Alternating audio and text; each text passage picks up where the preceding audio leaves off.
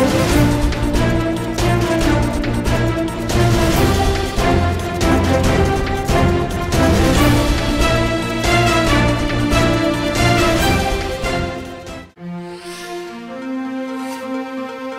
হাসিনা সহ 7 জনের বিরুদ্ধে মামলা নিতে মোহাম্মদপুর থানাকে নির্দেশ।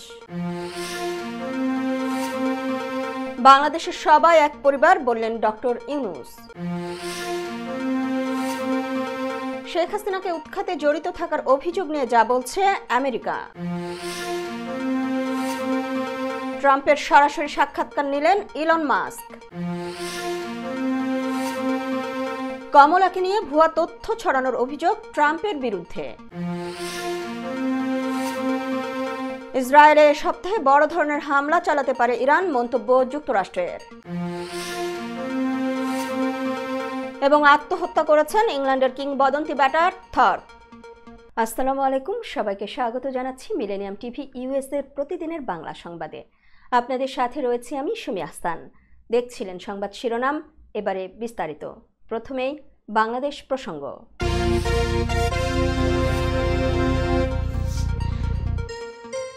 কোটা সংস্কার আন্দোলনের সময়ে ঢাকার মোহাম্মদপুরে মুদি দোকানদার আবু সায়েদকে হত্যার অভিযোগে সাবেক প্রধানমন্ত্রী ও আওয়ামী লীগ সভাপতি শেখ হাসিনা সহ 7 জনের বিরুদ্ধে মামলাটি এজাহার হিসেবে গ্রহণ করতে মোহাম্মদপুর থানাকে নির্দেশ দিয়েছেন আদালত।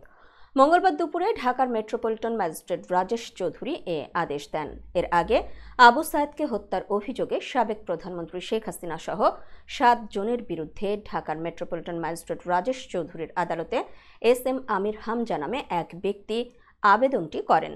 এ মামলার অন্য অভিযুক্তরা হলেন সাবেক সড়ক পরিবহন ও সেতুমন্ত্রী ওবায়দুল কাদের, সাবেক স্বরাষ্ট্রমন্ত্রী আসাদুজ্জামান খান কামাল, সাবেক পুলিশের মহাপরিদর্শক আবদুল্লাহ আল মামুন, যুগ্ম কমিশনার বিপ্লব কুমার সরকার, সাবেক ডিবি প্রধান হারুনুর রশিদ ও ডিএমপি কমিশনার হাবিবুর রহমান। অভিযোগে বলা হয়েছে 19 জুলাই বিকেলে মোহাম্মদপুরে কোটা সংস্কার আন্দোলনের ওপর নির্বিচারে গুলি চালায় পুলিশ। সে সময় পুলিশের গুলিতে নিহত হন মুদি দোকানদার আবু সায়েদ। আবেদনকারী বলেন, শেখ হাসিনা সহ অভিযুক্তদের নির্দেশেই গুলি করেছে পুলিশ। ছাত্র জনতার অভ্যুত্থানে গত 5 আগস্ট শেখ হাসিনা প্রধানমন্ত্রীর দায়িত্ব থেকে পদত্যাগ করে দেশ ছাড়ার পর এই প্রথম তার বিরুদ্ধে কোনো মামলার আবেদন করা হলো। অন্তর্বর্তীকালীন সরকারের প্রধান উপদেষ্টা ডক্টর মোহাম্মদ ইউনূস বলেছেন, বাংলাদেশের সবাই এক পরিবার, বিভেদ করার কোনো সুযোগ নেই। গণতান্ত্রিক অধিকার, মানবাধিকার প্রতিষ্ঠা করা মূল লক্ষ্য। হিন্দুরা সব সরকারের কাছে সাংবিধানিক অধিকার চাইতে পারে। মঙ্গলবার দুপুরে ঢাকেশ্বরী মন্দিরে হিন্দু সম্প্রদায়ের নেতাদের সঙ্গে মত বিনিময়কালে তিনি এসব কথা বলেন। প্রধান উপদেষ্টা বলেন, ন্যায় বিচার প্রতিষ্ঠাই আমাদের লক্ষ্য। আইনের অধিকার সবার সমান। ধৈর্য ধরে আমাকে সাহায্য করেন, তারপর বিবেচনা করবেন কি পারলাম আর কি পারলাম না। প্রসঙ্গত, ছাত্র জনতার চূড়ান্ত আন্দোলনের মুখে গত 5 আগস্ট প্রধানমন্ত্রী পদ ছেড়ে দেশ ত্যাগ করেন শেখ হাসিনা। এরপর 8 আগস্ট ডক্টর মোহাম্মদ ইউনূসের নেতৃত্বে অন্তর্বর্তী সরকারের উপদেষ্টারা শপথ নেন। সেদিন প্রধান উপদেষ্টা এবং 13 জন উপদেষ্টা শপথ গ্রহণ করেন। পরে 11 আগস্ট আরও 2 জন উপদেষ্টা শপথ নেন। আমেরিকায় থাকায় ফারুক-ই আজম শপথ নেননি। দেশে ফিরে তিনি আজ শপথ নিয়েছেন। পুলিশে বড় রদবদলের দিন মঙ্গলবার পুলিশের বিশেষ শাখার প্রধানের দায়িত্ব থেকে সরিয়ে দেওয়া হয়েছে মোহাম্মদ মনিরুল ইসলামকে। তাকে পুলিশ অধিদপ্তর ঢাকায় সংযুক্ত করা হয়েছে। এছাড়া সিইআই থেকে সরানো হয়েছে মোহাম্মদ আলী মিয়াকে। তাকেও পুলিশ অধিদপ্তর ঢাকায় সংযুক্ত করা হয়েছে। মঙ্গলবার স্বরাষ্ট্র মন্ত্রণালয়ের জননিরাপত্তা বিভাগ থেকে এ সংক্রান্ত একটি প্রজ্ঞাপন জারি করা হয়েছে। 2021 সালের 14 মার্চ পুলিশের counter terrorism and transnational crime unit প্রধান থেকে মনিরুলকে এসপি প্রধানের দায়িত্ব দেওয়া হয়। মনিরুল 1995 সালে বাংলাদেশ সিভিল সার্ভিস পরীক্ষার মাধ্যমে এএসপি হিসেবে বাংলাদেশ পুলিশে যোগদান করেন। তিনি গোয়েন্দা শাখায় 9 বছর এবং স্পেশাল ব্রাঞ্চে 2 বছর দায়িত্ব পালন করেছিলেন। এছাড়া তিনি সিটিটিসির অন্যতম প্রতিষ্ঠাতা কর্মকর্তা। আওয়ামী লীগ সরকারের আমলে তিনি বাংলাদেশ পুলিশ পদক ও রাষ্ট্রপতি পুলিশ পদক পেয়েছেন। দর্শক, এবারে দেখবেন যুক্তরাষ্ট্র সংবাদ।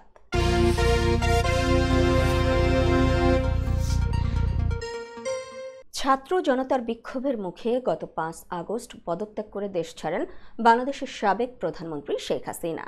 তাকে উৎখাতে আমেরিকা জড়িত বলে জল্পনা শুরু হয়েছে। শেখ হাসিনা নিজেও কথা বলেছেন বলে এক প্রতিবেদনে দাবি করে ভারতীয় সংবাদ মাধ্যম দ্য প্রিন্ট ও ইকোনমিক টাইমস। তবে এসব অভিযোগ মিথ্যা বলে দাবি করেছে আমেরিকা। শেখ হাসিনাকে উৎখাতে আমেরিকার ভূমিকা ছিল না বলেও দাবি করে দেশটি। বার্তা সংস্থা রয়টার্স বলছে, সোমবার এক সংবাদ সম্মেলনে এই সংক্রান্ত প্রশ্নের জবাবে মার্কিন হাউসের মুখপাত্র কারিন জ্যাপিয়েরে এসব মন্তব্য করেন। তিনি বলেন, এ ঘটনায় আমাদের আদৌ কোনো সম্পৃক্ততা ছিল না। এই ঘটনার সাথে মার্কিন সরকার জড়িত ছিল বলে যদি কোনো প্রতিবেদনে বলা হয় বা গুজব ছড়ানো হয় তবে তা নিছক মিথ্যা। সোমবারের সংবাদ সম্মেলনে হোয়াইট হাউসের মুখপাত্র কারিন জ্যাপিয়েরে আরও বলেন, আমরা বিশ্বাস করি জনগণেরই বাংলাদেশ সরকারের ভবিষ্যৎ নির্ধারণ করা উচিত এবং আমাদের অবস্থান ঠিক এটাই। দর্শক, মিলেনিয়াম টিভি ইউএসএ প্রতিদিনের বাংলা সংবাদের এ পর্যায়ে নিচ্ছি ছোট্ট একটি বিরতি। সঙ্গেই থাকুন।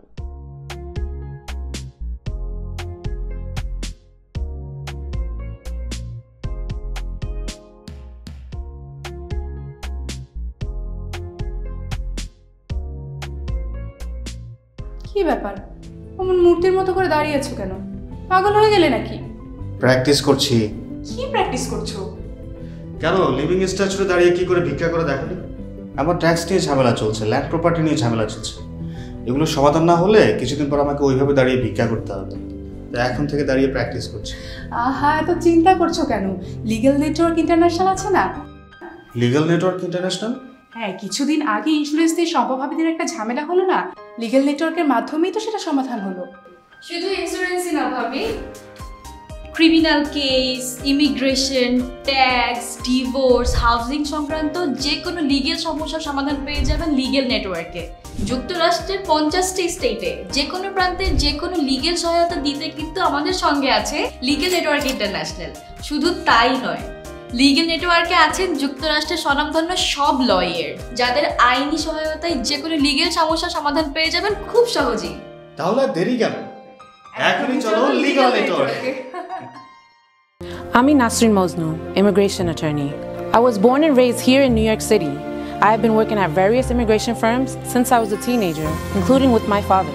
I'm passionate and dedicated about immigration. I am committed to provide my clients with nothing but the best. আমরা অ্যাসাইলাম অফিস, ইমিগ্রেশন কোর্ট সহ যুক্তরাষ্ট্রের 50টি স্টেট ও বাংলাদেশ কনসুলেটে আপনাদের আইনগত সহায়তার নিশ্চয়তা দিচ্ছি।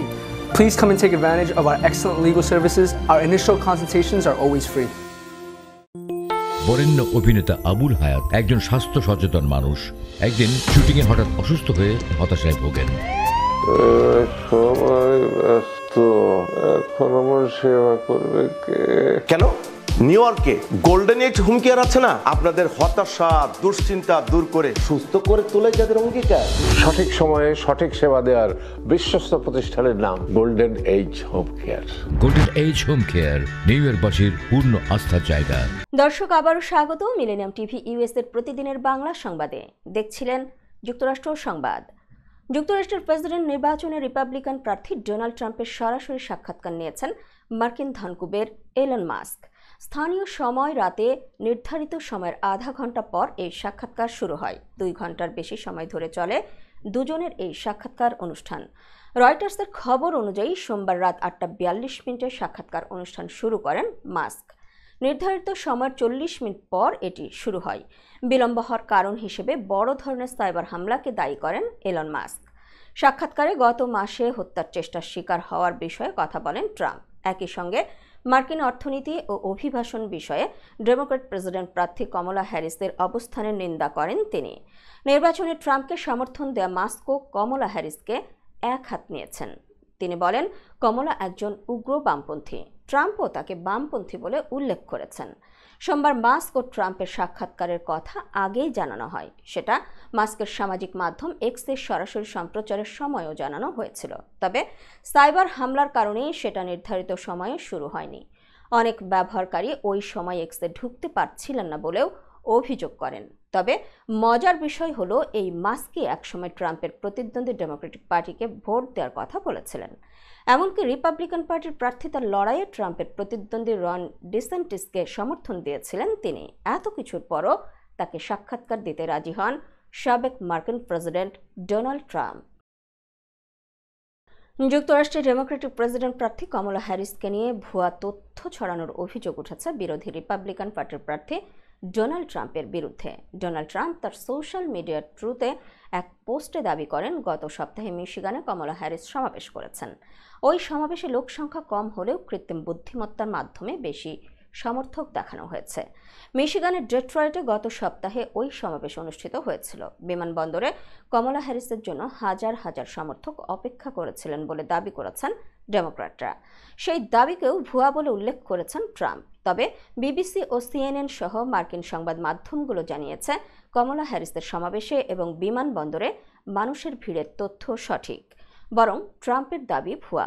বিভিন্ন ফ্যাক্ট চেক সংস্থাও সমর্থকদের সমাগমের তথ্য সঠিক বলে যাচাই করেছে। এর আগে কমলা হ্যারিসের বর্ণ পরিচয় নিয়ে প্রশ্ন তুলে সমালোচনার মুখে পড়েছিলেন ট্রাম্প। চলমান উত্তেজনার মধ্যে এই সপ্তাহেই ইসরায়েলে বড় ধরনের হামলা চালাতে পারে ইরান। গতকাল সোমবার মার্কিন প্রেসিডেন্ট জো বাইডেন ইউরোপীয় নেতাদের সঙ্গে মধ্যপ্রাচ্য সংকট নিয়ে আলোচনা করেন। এ সময় হোয়াইট হাউসের পক্ষ থেকে এমন আশঙ্কার কথা জানানো হয়। ফরাসি বার্তা সংস্থা এএফপির প্রতিবেদনে এসব তথ্য জানা গেছে। মার্কিন জাতীয় নিরাপত্তা কাউন্সিলের মুখপাত্র জন কির্বি সাংবাদিকদের বলেন, বড় ধরনের আক্রমণ হতে পারে। ইসরায়েলের জন্য এখন বেশ গুরুত্বপূর্ণ সময়। আমরাও বিষয়টি নিয়ে সমান উদ্বিগ্ন। আমাদের প্রস্তুত থাকতে হবে।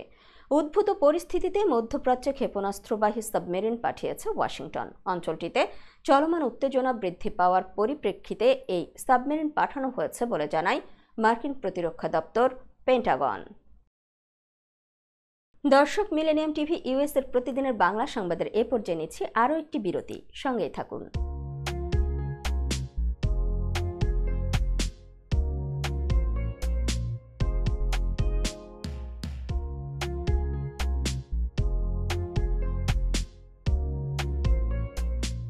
কি ব্যাপার, অমন মূর্তির মতো করে দাঁড়িয়ে আছো কেন? পাগল হয়ে গেলে নাকি? প্র্যাকটিস করছি। কি প্র্যাকটিস করছো? কেন লিভিং স্ট্যাচুতে দাঁড়িয়ে কি করে ভিক্ষা করে দেখনি? আমার ট্যাক্স নিয়ে ঝামেলা চলছে, ল্যান্ড প্রপার্টি নিয়ে ঝামেলা চলছে। এগুলো সমাধান না হলে কিছুদিন পর আমাকে ওইভাবে দাঁড়িয়ে ভিক্ষা করতে হবে। তাই এখন থেকে দাঁড়িয়ে প্র্যাকটিস করছি। আহা, এত চিন্তা করছো কেন? লিগ্যাল নেটওয়ার্ক ইন্টারন্যাশনাল আছে না? Legal network international? হ্যাঁ, কিছুদিন আগে ইন্স্যুরেন্স দিয়ে সম্পভাবিদের একটা ঝামেলা হলো না? লিগ্যাল নেটওয়ার্কের মাধ্যমেই তো সেটা সমাধান হলো। শুধু ইন্স্যুরেন্সই না ভাবি, criminal case, immigration, tax, divorce, housing সংক্রান্ত যে কোনো লিগেল সমস্যার সমাধান পেয়ে যাবেন লিগেল নেটওয়ার্কে। যুক্তরাষ্ট্রের 50টি স্টেটে যে কোনো প্রান্তে যে কোনো লিগেল সহায়তা দিতে কিন্তু আমাদের সঙ্গে আছে লিগেল নেটওয়ার্ক ইন্টারন্যাশনাল। শুধু তাই নয়, লিগেল নেটওয়ার্কে আছেন যুক্তরাষ্ট্রের স্বনামধন্য সব লয়ার, যাদের আইনি সহায়তায় যে কোনো লিগেল সমস্যার সমাধান পেয়ে যাবেন খুব সহজেই। তাহলে দেরি কেন? এখনই চলো লিগ্যাল নেটওয়ার্কে। I'm Nasrin Mosnu, immigration attorney. I was born and raised here in New York City. I have been working at various immigration firms since I was a teenager, including with my father.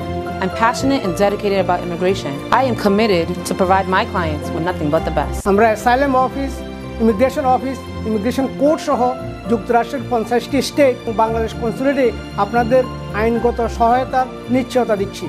Please come and take advantage of our excellent legal services. Our initial consultations are always free.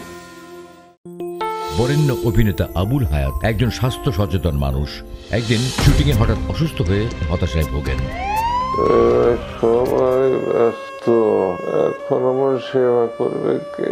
কেন new ইয়র্কে golden age home care আছে না? আপনাদের হতাশা দুশ্চিন্তা দূর করে সুস্থ করে তোলে যাদের অঙ্গীকার।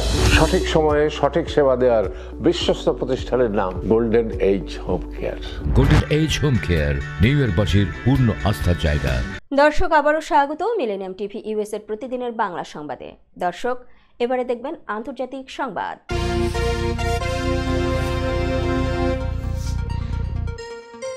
রাশিয়ার কুরস্ক অঞ্চলে 1000 বর্গ কিলোমিটার এলাকা নিয়ন্ত্রণে নেওয়ার কথা জানিয়েছে ইউক্রেন। গতকাল সোমবার দেশটির শীর্ষ কমান্ডার এমন দাবি করেছেন। কমান্ডার আলেকজান্ডার সিরস্কি জানান, তাদের প্রতিরোধমূলক সামরিক অভিযান অব্যাহত রয়েছে। ব্রিটিশ সংবাদ মাধ্যম বিবিসির প্রতিবেদনে এই তথ্য জানা গেছে। ইউক্রেনের প্রেসিডেন্ট ভ্লাদিমির জেলেনস্কি বলেছেন, এতদিন অন্যদের ওপর যুদ্ধ চাপিয়ে দিত রাশিয়া, এবার যুদ্ধ তাদের ওপর চেপে বসেছে। এদিকে রাশিয়ার প্রেসিডেন্ট ভ্লাদিমির পুতিন ইউক্রেনের এই অভিযানকে বড় ধরনের উস্কানি হিসেবে আখ্যায়িত করেছেন। সীমান্ত অঞ্চলের পরিস্থিতি নিয়ে কর্মকর্তাদের সঙ্গে একটি বৈঠক ডাকেন তিনি। ইউক্রেনীয় সেনাদের রাশিয়া থেকে বিতাড়িত করতে রুশ বাহিনীকে নির্দেশ দেন পুতিন। এরই মধ্যে নিরাপত্তা বিবেচনায় রাশিয়ার পশ্চিমাঞ্চল থেকে বড় সংখ্যক বেসামরিকদের সরিয়ে নেওয়া হয়েছে। এ পর্যন্ত 1 লাখের বেশি রুশ নাগরিককে অঞ্চলটি ত্যাগ করার নির্দেশ দিয়েছে কর্তৃপক্ষ। দর্শক, এবারে দেখবেন বিনোদন সংবাদ।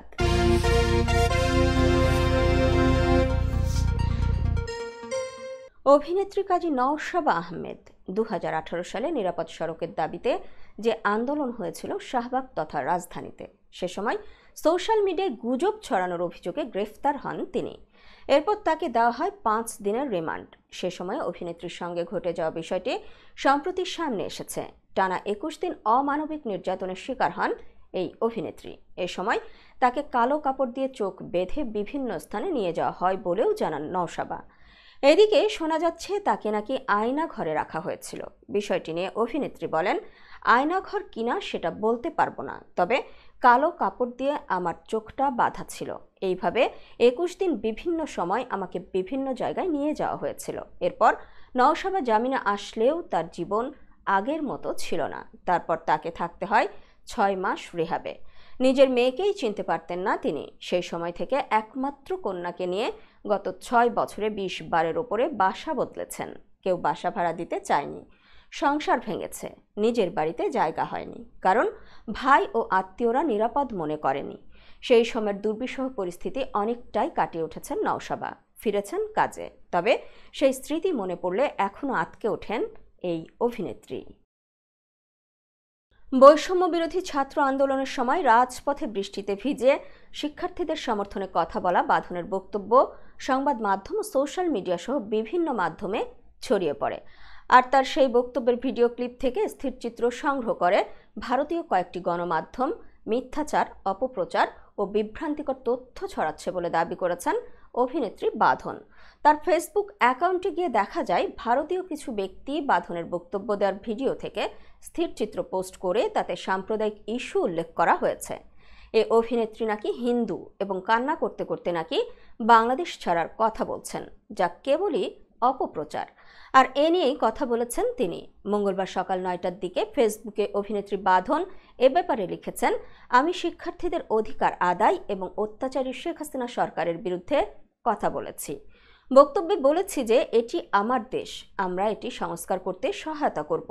কিন্তু কিছু ভারতীয় গণমাধ্যম ও প্রোপাগান্ডা যন্ত্রগুলো সেই বক্তব্যকে অন্যদিকে মোড় দিচ্ছে, মিথ্যে ছড়াচ্ছে এবং উত্তেজনা সৃষ্টি করছে বাংলাদেশে। এমনকি তারা আমার ভিডিওকে কারসাজির মাধ্যমে ভুলভাবে উপস্থাপন করছে, যাতে সহজেই ভুল তথ্য ছড়ানো যায়। সবশেষ এ অভিনেত্রী লিখেছেন, আমি ভারত সরকার ও জনগণকে এ ধরনের অনলাইন সন্ত্রাসবাদ ও বাংলাদেশের বিরুদ্ধে মিথ্যা অপপ্রচারের বিরুদ্ধে অবস্থান নেয়ার আহ্বান করছি। আমরা আমাদের বর্ণনা তাদের মতো করে নিয়ন্ত্রণ করতে দেব না এবং কোনো অসন্তোষ সৃষ্টি করতে দেব না। দর্শক, মিলেনিয়াম টিভি ইউএস এর প্রতিদিনের বাংলা সংবাদের এ পর্যায়ে আবারও নিচ্ছি ছোট্ট একটি বিরতি, সাথেই থাকুন।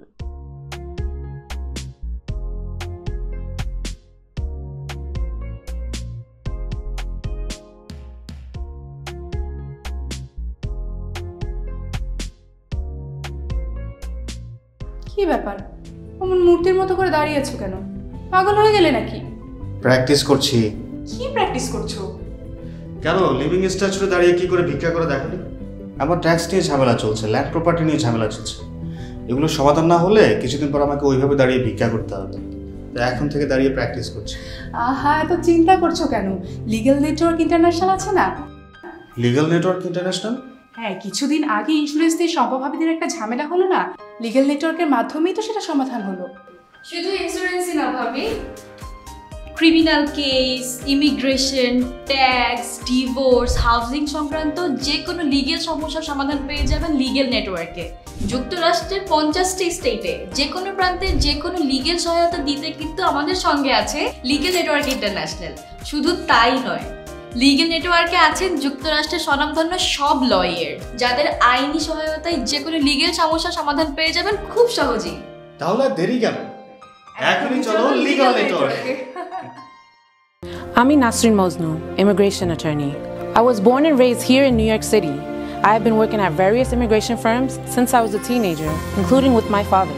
I'm passionate and dedicated about immigration. I am committed to provide my clients with nothing but the best. আমরা অ্যাসাইলাম অফিস, ইমিগ্রেশন কোর্ট সহ যুক্তরাষ্ট্রের 50টি স্টেট ও বাংলাদেশ কনসুলেটে আপনাদের আইনগত সহায়তার নিশ্চয়তা দিচ্ছি। Please come and take advantage of our excellent legal services. Our initial consultations are always free. বরেণ্য অভিনেতা আবুল হায়াত একজন স্বাস্থ্য সচেতন মানুষ। একদিন শুটিংয়ে হঠাৎ অসুস্থ হয়ে হতাশায় ভোগেন। সবাই ব্যস্ত, এখন আমার সেবা করবে কে? কেন নিউ ইয়র্কে গোল্ডেন এজ হোম কেয়ার আছে না, আপনাদের হতাশা দুশ্চিন্তা দূর করে সুস্থ করে তোলে যাদের অঙ্গীকার। সঠিক সময়ে সঠিক সেবা দেওয়ার বিশ্বস্ত প্রতিষ্ঠানের নাম golden age home care. Golden age home care নিউ ইয়র্কবাসীর পূর্ণ আস্থার জায়গা। দর্শক, আবারও স্বাগত মিলেনিয়াম টিভি ইউএসএ প্রতিদিনের বাংলা সংবাদে। দর্শক, এবারে দেখবেন খেলার সংবাদ।